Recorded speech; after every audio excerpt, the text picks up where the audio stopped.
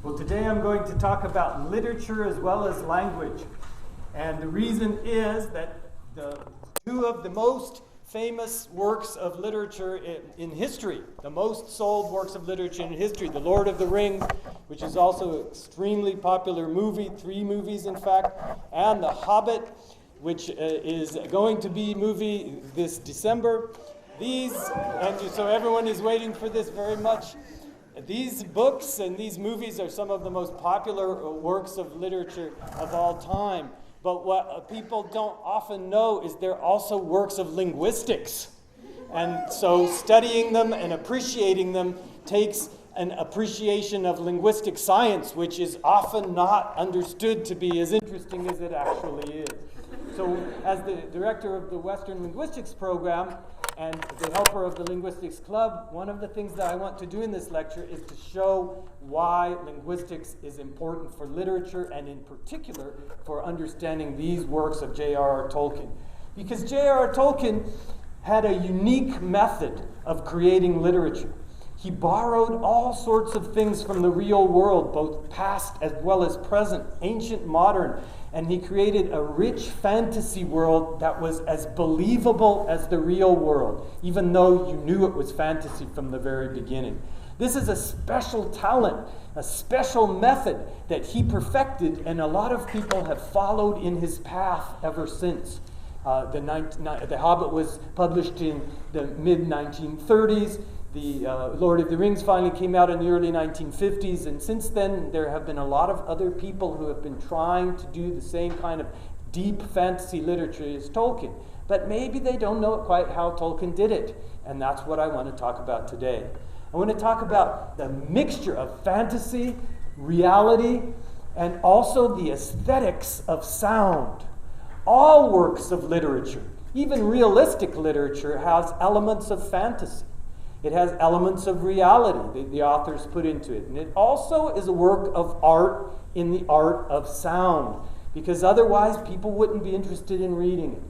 You could just read a newspaper. You wouldn't need to read literature if you wanted to find things out about the real world.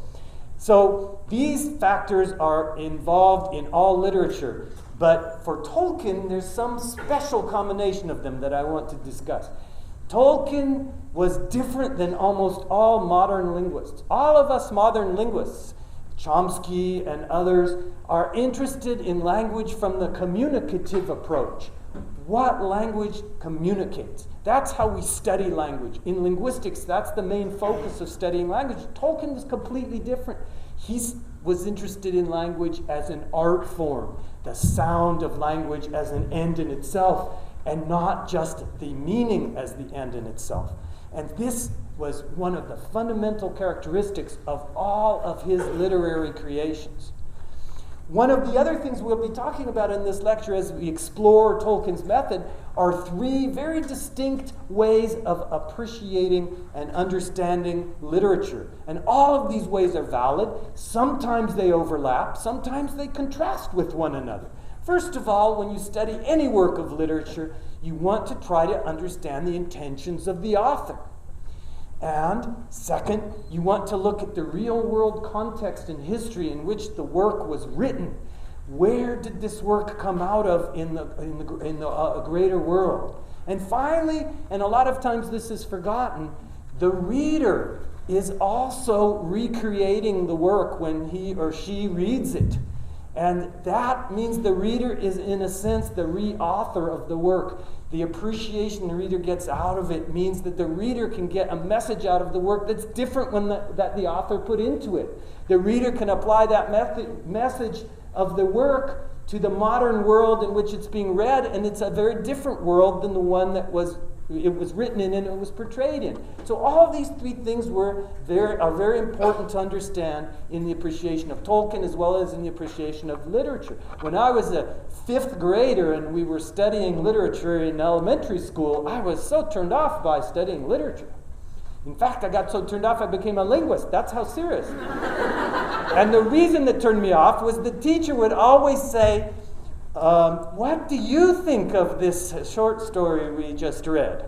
And so we would start to say what we thought of it, and she would say, no, No, the author intended this and that and that. In other words, the teacher would mix up these different levels. And I think if you pay attention to the fact that they're all valid, different, sometimes contrasting levels, it's a beginning of the understanding of literature and its analysis.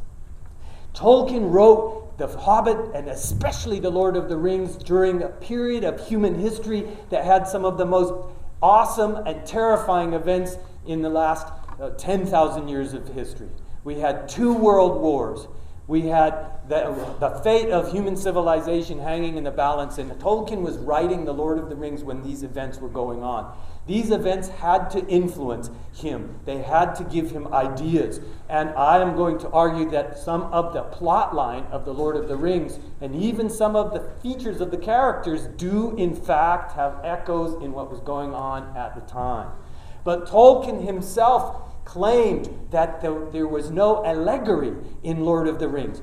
Any kind of similarity of the countries or of the characters or of the events and the plot line that was in Lord of the Rings and in the 20th century real world was actually just partly coincidental. It was not really key to the meaning of the work. In other words, Tolkien did not make Sauron as a symbol for Stalin, or Saruman as a symbol to say something about Hitler. He may have gotten ideas from what was going on for the work, but that was not his purpose in writing it, and that's not what he was trying to convey. And because the work is such pure fantasy, because it doesn't have specific meaning that connects it to the real world, it really makes the work very good for the reader to recreate it. The reader can inject whatever is really the meaning for the reader into this work as a result of the way that the Tolkien wrote it, based on the aesthetics of sound rather than the actual meaning of the symbols in real world. How does Tolkien get you inside of this work? How does it work? A work of fantasy, no matter what it is, can only be engaging to the reader if the reader buys into the fantasy as a substitute for reality. And the only way to do that, if you're looking at a world that's beyond time, you have to find something in the work that the reader identifies with subconsciously. And in this work, Middle-earth is alien languages, alien lands, alien species of beings, but we find ourselves involved as if we are really living in this imaginary world because we see it through the eyes of hobbits who are just as confused about it as we are when we start the book. So before we're on page 2 of The Hobbit, we're into it, but not because it means something about what's in the news. It's because we have subconsciously become hobbits. That's the secret. And every successful work of high fantasy does this. There's something in it that you as the listener and the viewer and the reader identify with. That is the secret of creating fantasy as an interesting story. And that world that we come into Middle-earth in is, of course, the Shire.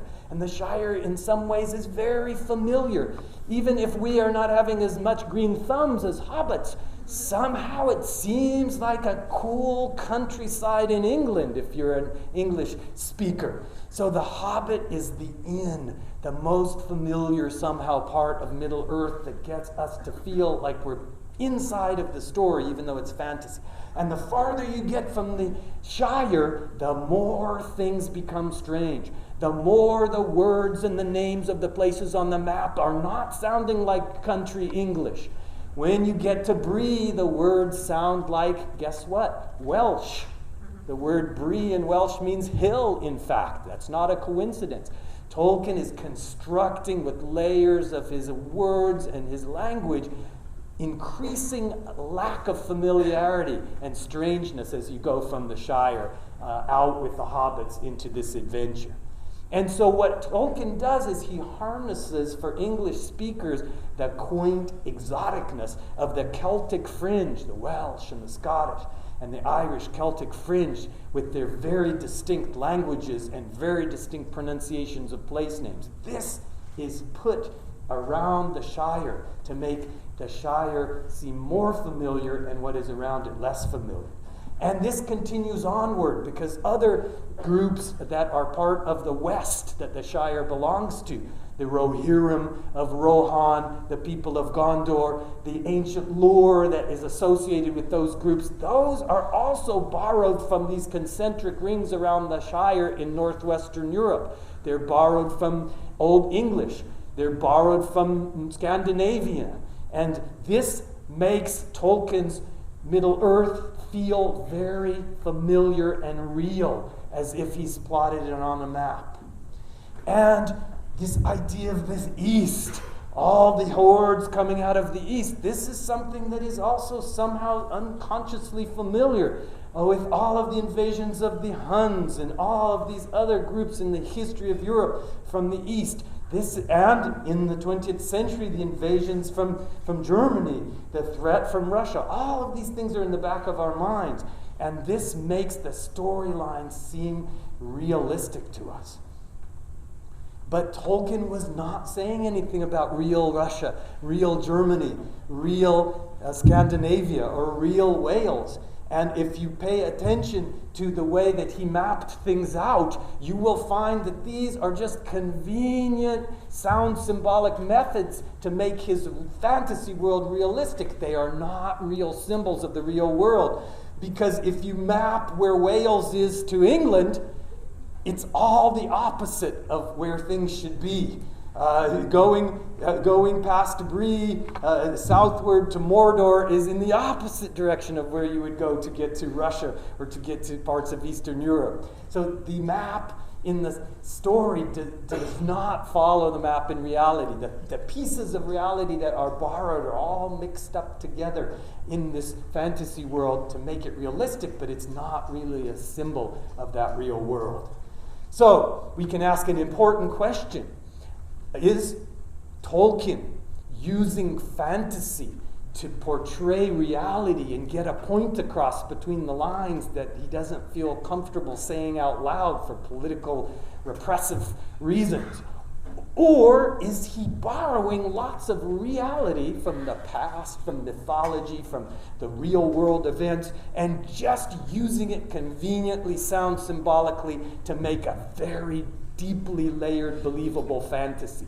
From what I've said so far, it's obvious that it's the second thing that Tolkien is doing.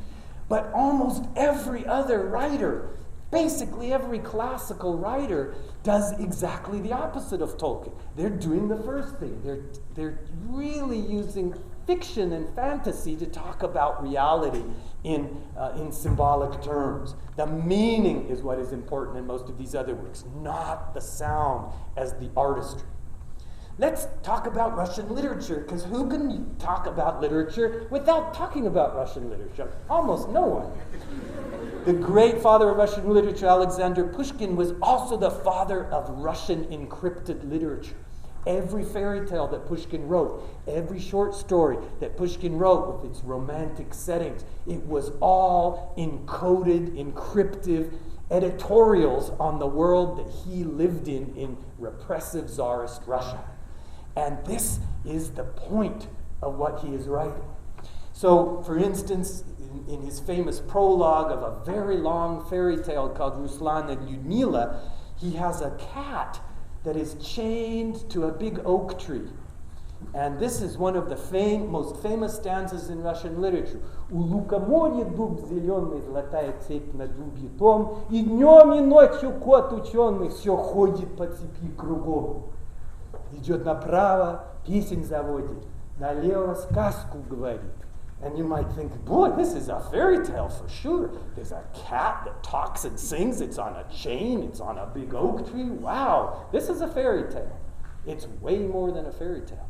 Because for Pushkin, the oak tree was Mother Russia. The cat was the artist and the writer who was chained by the golden chain of Russia's culture to that oak tree and could not go very many steps from that oak tree, could only sing a song or tell a tale. He was writing about the plight of himself and all writers in Russia. This is the meaning of that fairy tale. The communication was what was important. Also, it was beautiful. The sound was beautiful. The images were beautiful. The fantasy was beautiful. But the purpose was communication of reality.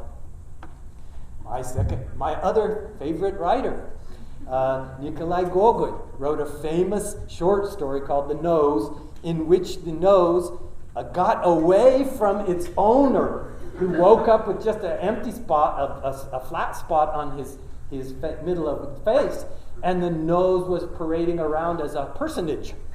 And the owner of the nose was a flirtatious person, and he couldn't flirt anymore with no nose. How he can't flirt?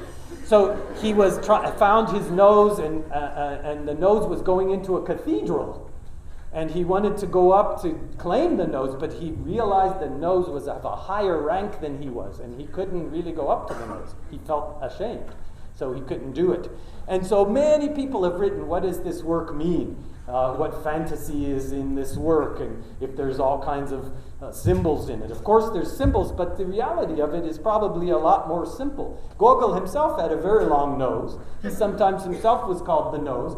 Alexander Pushkin was his great friend who brought him to St. Petersburg and helped him get famous. Pushkin fell into disfavor, had lots of problems. Gogol got to be writer number one and was flaunted around, and he and Pushkin had a falling out as a result of those things. And so what Gogol was doing was making fun of Pushkin in this poem, because Pushkin had lost his nose. Pushkin was the person in the nose who had lost it. And his name was Kovalyov. And Kovalyov, kavat, means to forge. Pushkin means a cannon. So it's a play on words of Pushkin's last name.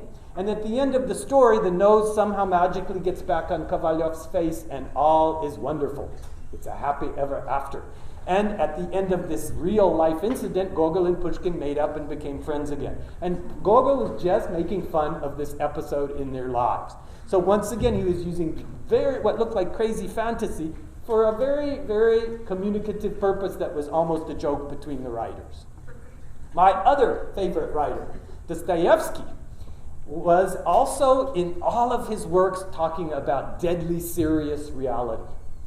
He wrote the novel The Demons, Biesy, and it was really a takeoff, a criticism of some of the revolutionary groups that were in Russia at the time, and his condemnation of their methods and of their goals. The demons were very much symbols of real forces in his society. And his Notes from the Underground, a very, very anti-hero who lives underground, was very bitter about life. It was an answer to Chernyshevsky's story, What is to be Done, which is a utopia that claimed that human intellect and reason can make a paradise on earth. Dostoevsky said that it is impossible, that humans are flawed, and that you cannot have this kind of paradise from just humans. You have to have faith, you have to have something beyond. And Dostoevsky's character was a proof that you could not have this paradise from just human reason and human planning. And his character was a very negative, destructive, self-destructive character. This all had very, very serious meaning in his day and in his age. He was writing about things that he couldn't write about in the newspaper because of the political situation, just like Pushkin. And in the Soviet times, things got even tougher for writers. There's a famous fantasy work of 20th century Soviet literature, The Master and Margarita by Mikhail Bulgakov. It was such a sensitive work, he could not have it published in his lifetime. It was written in the 1930s. He died in 1940. It was hidden in a drawer. It was found and published in 1967 for the first time. This story talks about the devil coming to Moscow in the 1920s. And with a retinue of all kinds of funny demons and so forth like this. And they take up residence in this apartment, which is 302 Encore, is the name of the apartment. And this is a deadly serious allegory about Stalin and his Politburo taking over the Soviet Union. And every single one of these devils and their names and what they do and who they kill and all of the events, it all has a double meaning about what really happened but couldn't be said out loud in the 20s and 30s in Bulgakov's time. This is great fantasy where cats walk around with guns and shoot people and drink liquor. But it is really about the politics It is an editorial about the real politics of the day. This kind of encrypted literature is not just in Soviet Union. We had it in the United States during the 1950s. There was a push by some politicians to attack writers, other politicians, because they're supposedly communists, and they were pushed out of jobs and threatened, and their lives were ruined. The American writer Arthur Miller at this time wrote a story about the Salem witch trials called The Crucible. But it was really about the McCarthy age that he was writing. Once again, he was using literature to write in code about reality. Even ancient pre-writing phases of literature, like Aesop's fables, these are all fantasy designed to talk about reality. That's their purpose. Tolkien was different than all of this. For Tolkien, it was the aesthetics of language. It was the fitness of exactly what word you should use to name this villain or that villain. Not because it hints at what person in the real world this is supposed to be. There was no person in the real world that any of the characters in the Lord of the Rings or the Hobbit were supposed to be. None whatsoever. It just made it seem cooler and more realistic. And I think when Tolkien at first wrote these things, no one understood what he was doing. It was just weird, but people got interested in it. He got a cult following. People even come to a lecture about Tolkien in large crowds given by someone like me. He's so interested. So Tolkien hit on a new way of using language and in using fantasy in literature for the aesthetics of sound. So pure fantasy constructed from deeply layered versions of past and present reality. This is Tolkien's method, and it worked. Why does it seem so real? I've already told you a little bit about this. Tolkien, when he was a teenager, there were no Game Boys at this time. He entertained himself by inventing languages, made up languages. He even invented a word for inventing languages, glossopedia. And he made, eventually, for the Lord of the Rings and the Silmarillion and the Hobbit, parts of at least 14 languages, several of which I'll tell you in detail later in the lecture.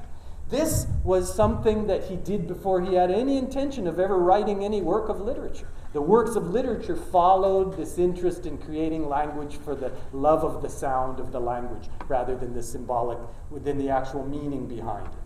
And guess what? The most interesting writer of the 20th century was a professor of linguistics. I know, get on your cell phones, call the Bellingham Herald, this is news, but it's true, and you can verify it even on Wikipedia on the web. He was a professor of medieval literature and also of historical linguistics. How cool is that? And Tolkien, as a teenager, got the idea of language for language's sake. It was very much not in keeping with the rest of 20th century linguistics, which is the communicative approach which we linguists are all interested in. Tolkien was interested in the Indo-European languages, how languages can descend from a common ancestor through time, how mother languages could create daughter languages, and the diversity of this is studied by comparing the languages in something called historical comparative linguistics. Tolkien actually became an expert at this and taught it at the university. And one of his things he was expert in was the Germanic language family, to which English belongs. There are 3 branches of the Germanic family. One of the branches has become extinct hundreds of years before Tolkien studied it. Tolkien wasn't satisfied with this. He wanted to create a 4th imaginary branch of the Germanic language family that had in fact never existed as far as we know in history, and he called it Gautisch. And he even made it up and made up sound rules by which it had evolved from the really existing Proto-Germanic language. And this was just him getting started, because he also, as a teenager, got interested in ancient literature, in classics of Christian and pre-Christian West and Northwest European literature, like Beowulf. And a lot of the names that come into his works, like Gandalf and other names, are actually words that are somehow used in some of these ancient literatures. He liked the sound of them, and he fit the sound of them to the story that he was later writing. He also became an expert in the Norse myths. and in the ancient Midgard, which is really Middle Earth.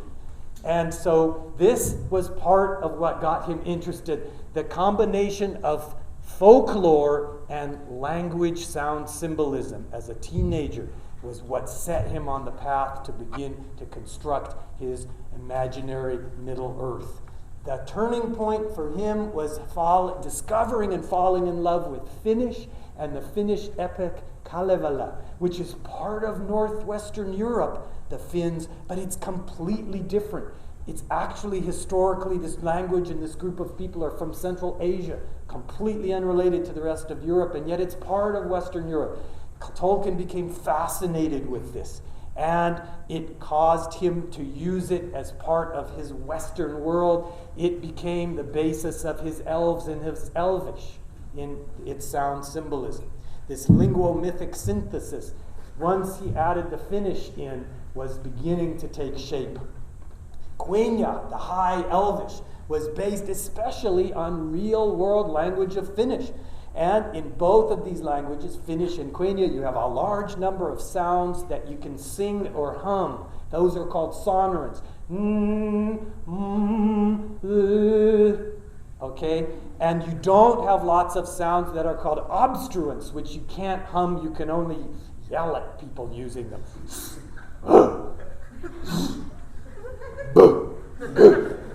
All right, those kinds of sounds have a different effect, and I'm proving it. Okay, there's also no initial clusters. There's no words in Finnish that sound like okay? And there's not even any double consonants. And so these things were brought into the Elvish to make it sound mellifluous. And the word mellifluous doesn't have any of those sounds in it either. Okay? But there's a real Finnish language that belongs to a real language family called Erotic languages. There's almost 30 of these, and they stretch all the way from Norway all the way to central Siberia. Tolkien realized that all these languages had a history and came from a proto-language, Proto-Uralic. Tolkien realized that they are all spoken by all these peoples, some of which became part of Europe, even though they had a completely different origin than the rest of the peoples of Europe. Tolkien incorporated lots of this to make his Elvish and his elves so exotic and yet part of the West. This is one of the magic ingredients he used.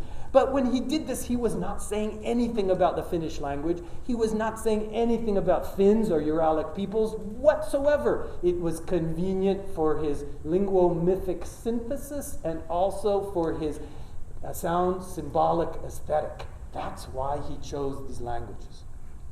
So if you look at Finnish, you have a real Finnish word that means in the wind. It really means wind in, tuulissa.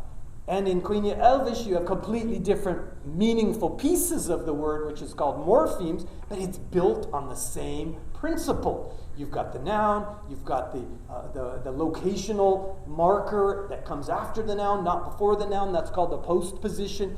And tullissa and surinen, which is a completely made-up word, it sort of has the same feel and sound to it. And this is what Elvish got its characteristic feel and sound and structure from. And this is called, if you're a real linguist buff, suffixal agglutination. And Tolkien realized that just like there's different versions of modern Finnish and modern Uralic languages, why not have different versions of modern Elvish, like Syndra and Quenya, and have them descend from a Proto Elvish, another language to invent with sound laws of change that he could invent as well. So in Syndran, the word that means west is dun, and in Quenya it's numen, and these words have a similarity to them. Dwelling is bar, and in Quenya it's mar. So the b and the m are really similar sounds. On this side, in Syndran, the d, b, g is pronounced without any sound going out of your nose. In Quenya, those same sounds are pronounced. D becomes n, b becomes m, g becomes n, just by lowering the back of your mouth and letting the sound come out of your nose. So there's a systematic sound correspondence between these two forms of Elvish, just like in the different types of Germanic languages, just like in the different types of Finnic languages. Exactly what we have in real world, we had in the Tolkien imaginary languages. And there's even a big grammar of Syndran. that you can learn and read, and this is one of the Elven languages that you can devote yourselves to. And when you look at Syndra, he makes it different than Quenya by incorporating features of Welsh inside of it. Another very exotic language, but that is next door and part of the northwestern Europe. So for instance, if you look at the way that Syndra and Elvish works, you can have a consonant at the beginning of the word, and then when you have what is called a clitic, a function particle at the beginning of that, it causes that initial consonant to mutate to a similar sound. So Perian means halflings, but Iferian means the halfling. Gaur means a werewolf, and Ingaur is the werewolves. And so he's using real sound symbolisms, real word formation techniques that exist in Welsh, that don't exist in English, to make this version of Elvish different than Finnish, and also different very much exotically so from English. And it worked. And you can even reconstruct Proto Elvish if you've got an afternoon, because you can look at the modern Syndra and the modern Quenya, and you can find the sound correspondences, and you can figure out what the sound must have been like eons before, in the time of the trees, or something deep into the Silmarillion. So you even have Proto Elvish and sound laws. Okay? That's pretty cool. And it's exactly what you have in real languages. It's exactly what you have in Proto-Uralic. You can reconstruct Proto-Uralic from looking at Finnish and Hungarian. Real modern languages that show what the ancient language must have looked like.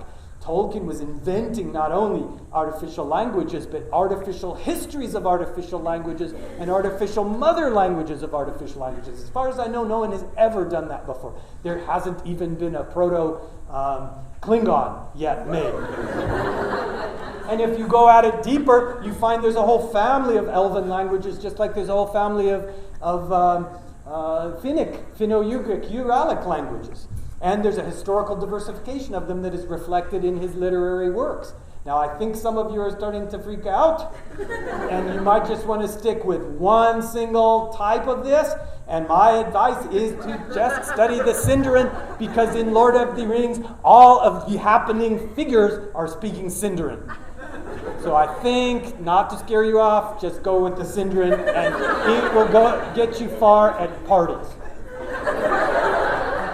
Another really interesting thing about the Elvish words that are used throughout the Lord of the Rings, especially the Lord of the Rings, but also the Hobbit and Silmarillion, is that they have a meaning that goes back to those Elven languages. Like Orud means mountain, Ruin means burning, and not just in this combination that means Mount Doom, but in other combinations. Mor means black, Dor means land, not just in this word, but in other combinations. So we have a whole bunch of other words that have door, area door, and other names of places. But so this works as versions of Elvish, but it also works subconsciously, sound symbolically from you, the speakers of English, because the word ruin has a subconscious connotation of destruction. It's a great name for a mountain that is Mount Doom. And Mordor sounds like the word murder in English.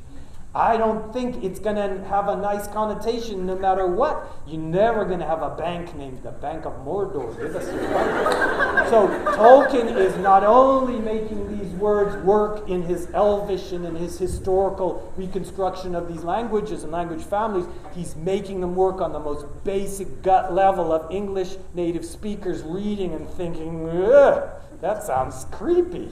And it does. We go farther. The Balrog, Baal, in Christian tradition, is this evil pagan god. It has a feel of that. Rog has all of those sounds that are kind of scary. You can't really sing them. But also, Rog is the Russian word in real modern Russian that means horn. If you study Russian, this is not a coincidence. Tolkien is borrowing from languages of the East to put into the scary things that are in his stories, to make it more realistic, this scenario that he is creating. And when we get to the black speech of Mordor that is on the ring, we find a completely different speech. It's written in elven characters, but it is a completely and utterly different invented language. We don't have a lot of it, but we do have what is written. Well, we did. It got melted, but we do have what was written in the ring. Okay. And so it sounds something like this. Okay. Ashnas durbatuluk, Ashnas gimbatuluk, Ashnas thratkutluk, Ash burzum ishi grimbatu.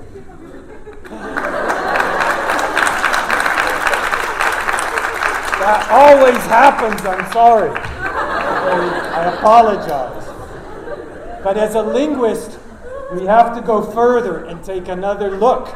Any good linguist takes an inscription and creates interlinear morpheme glossing.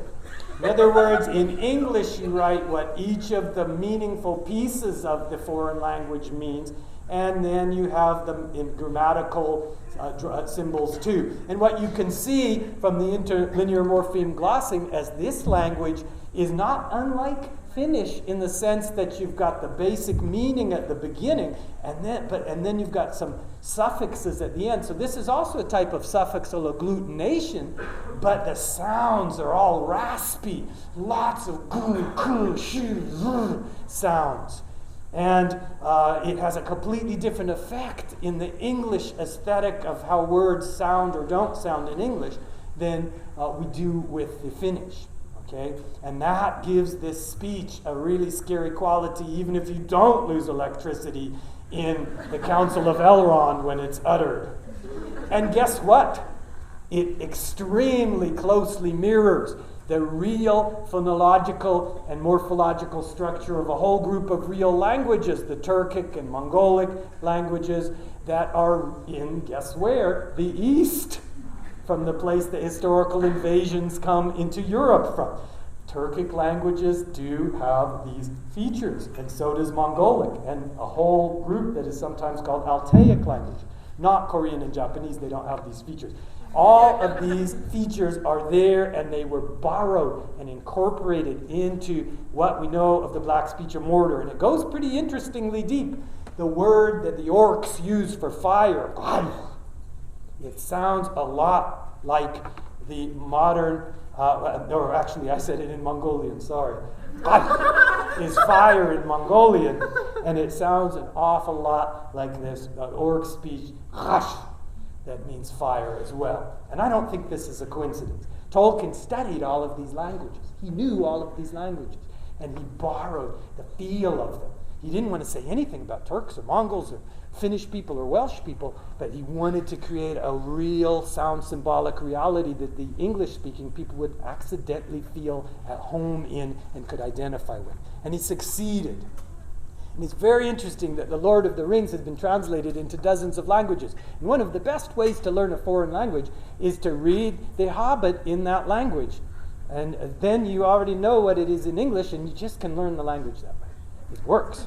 Okay? So if you look in modern Hungarian at the at what is written in the inside of the ring, it's very similar in the Hungarian translation.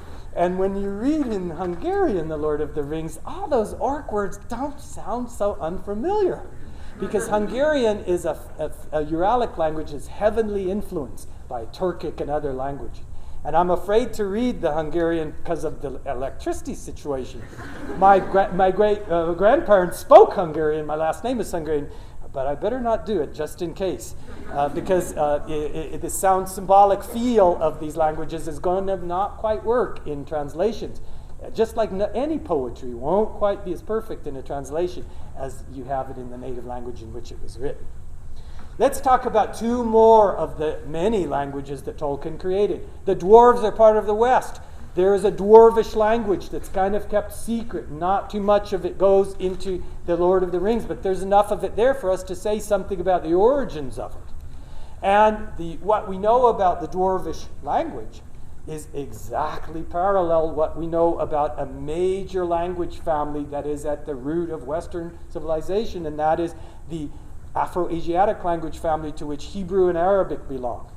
The very unique features of structure of this language are exactly what we find in Dwarvish, as much as we know of Dwarvish. Semitic, which is the branch of Afro-Asiatic to which the language of Arabic and Hebrew belongs, has a unique structure in which the consonants, 3 consonants in the word, are what convey the basic core meaning of the word. And whether the word is a noun or a verb or past tense or future tense or plural, those all depend on what the vowels are inserted inside of the word, and sometimes a prefix or a suffix. This is a unique feature with very few vowels, but you shuffle them in and out of these kinds of basically templates. This is how modern Arabic and Hebrew work. So, Sulama means peace, and salam in many languages means peace. In Hebrew, with the sound correspondence, it's shalom. And Islam is religion of submission, being at peace with God. Muslim is an adherent to that. And we have the same sulama, very, very different way of making words than we do in English, where we have a root that looks like a word, and then we add things after it. We never mix what's inside of that root up very much. But this is exactly what happens in Dwarvish. They have a triconsonantal root. So the word that means dwarves is chazad, and the Dwarvish language is chuzdul. It's the same chzd, but you're playing around with the vowels, just like you are in Hebrew and Arabic. Okay? And this kind of a way of making words is so alien to English that we borrow Arabic words and don't even know what we're doing. For instance, we borrowed the Arabic word from Malaysian that means goodbye, and in Malaysian it's salang. What did we borrow it to in English? So long. Because it's such a different way of making words up. Okay? Now the dwarves had a script, and one letter in the script is called serth, but the more of them is called sirth. You change the vowel in the middle of it. And that's very much like modern Arabic. Modern Arabic borrows a Western word like bank, and you make a plural bunuk by that same pattern that I showed you before. This is very, very, very different from West European languages. It's very much like Dwarvish as far as we can tell. So that's cool. There is also Old Entish.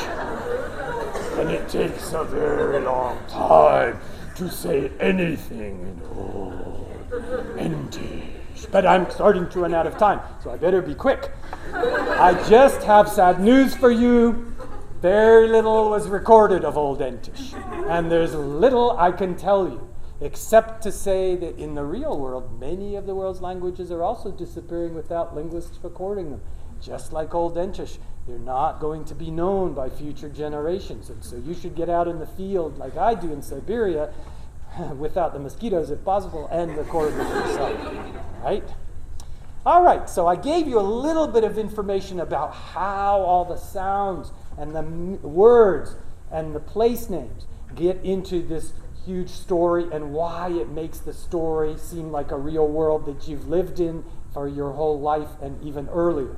But how does the storyline, the plot line work? How did Tolkien succeed in making a story where you really care about what happens to those hobbits? Not that you just feel like one. That you really feel that this is world-changing history that's about to happen.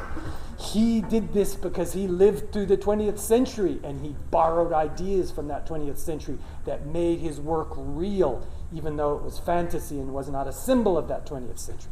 How did Tolkien know what it felt like to run away from home and leave everything you knew with your faithful friend who belongs to a different class than you do? It's because he himself had to go off to war when he was still a teenager in World War I and in the trenches, and most of his friends were killed there. And he was thrown together with people of different classes than he was, and they became friends and buddies, just like the hobbits in the story. He knew all of that because he had lived through it. And that's why he could put that into his work to make it so real. But he wasn't writing about the First World War. He just had ammunition from having been a human being who had lived through it. Same about The Lord of the Rings. He wrote the main plot line of The Lord of the Rings when Hitler and Stalin were making a secret pact, just like Saruman and Sauron. I almost said Stalin. and this had to have influenced the cool idea of part of his storyline. Okay? the union of the two towers that seemed invincible at the time. And Helm's Deep, he was writing this at the time when England was having the Battle of Britain. England stood alone against all of the union of those two towers, and it's managed to fend off that attack.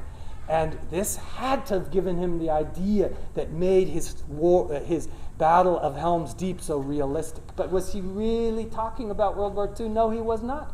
He just was using pieces of his real life and his real time to make his fantasy more deep and believable. And he got ammunition as a writer from that.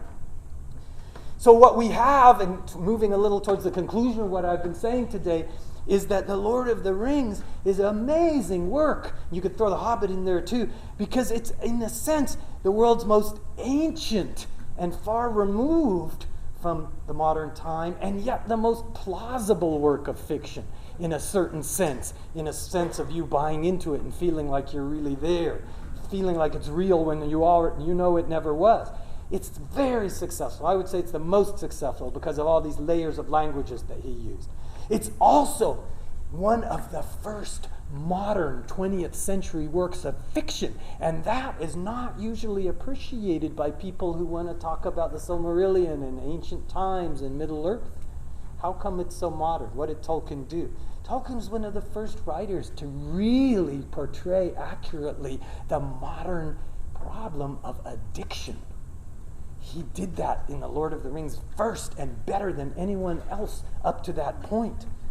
Modern ideas of mental illness is in his work very clearly before it became so popular to get onto the Yahoo and find all these kinds of articles.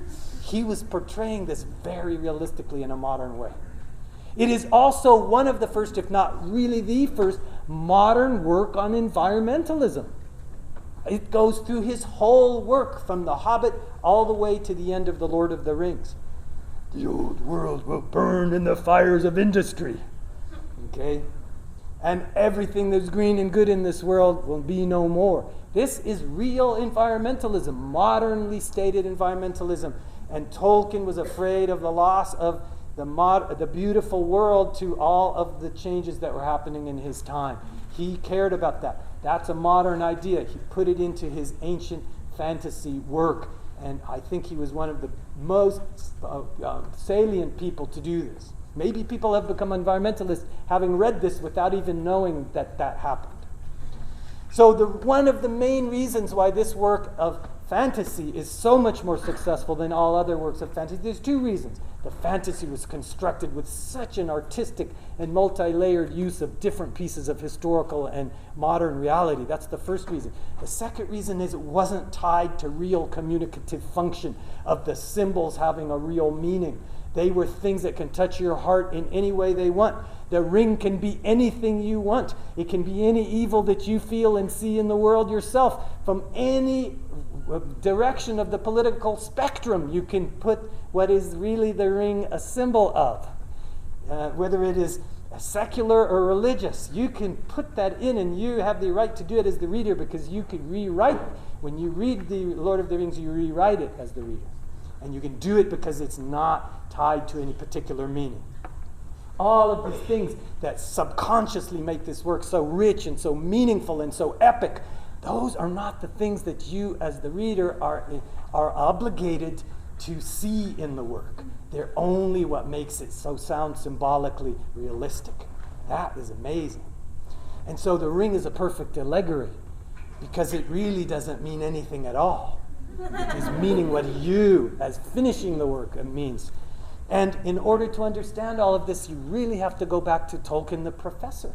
Tolkien the teenager who's inventing artificial languages. You really have to take linguistics to understand this great work of literature, especially historically linguistics. This is a fact. And with that, I can end the lecture, but I will say, as a linguist and someone also my whole life interested in folklore, interested in how languages work, I want to make a summer course out of this whole thing that I introduced today. And so that hopefully will be next summer, upper level course if you're really looking for something multidisciplinary to broaden your mind. So I hope I will see some of you in that course. Yeah. So thank you very much for your attention. I really appreciate that you all came to the lecture. I really appreciate this big crowd. And so if you want to give any kind of donation on the way up to Linguistics Club, not to me, just feel free to do so, but it's completely not necessary. So thank you very much. Thank you very much.